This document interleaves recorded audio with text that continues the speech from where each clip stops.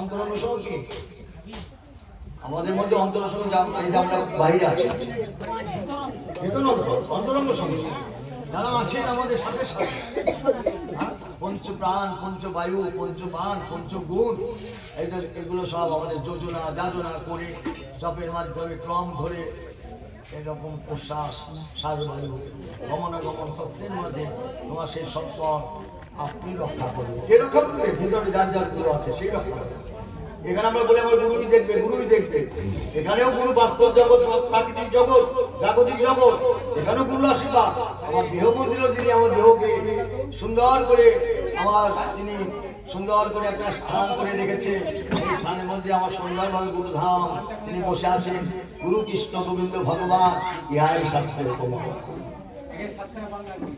তিনি আমার ধারণ করে রাখবেন। তার যদি স্মরণ করা যায়, তার দাস হওয়া যায়, তিনি আমাকে নিশ্চয় করে ধারণ করবেন। তাই বলে রাধারানী আশ্রয়, গোবিন্দ তত্ত্ব বিষয়, গুরু আশ্রয়, গুরু আশ্রয়, মন্ত্রাশ্রয়, নামাশ্রয়, ভক্তাশ্রয়, প্রেমাশ্রয়, রসাশ্রয়, এগুলো আশ্রয়।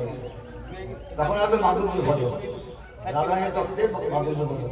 রাধারানী তত্ত্বের মাধুর্য ভজন আসলে কৃষ্ণ তখন সেই ভক্তের বাধা হয়ে যাবে। হরিবল, কৃষ্ণ তখন তার হয়ে যাবে, ভক্তিদার কৃষ্ণদার, যে আমার হয় আমি তার হয়ে যাবে।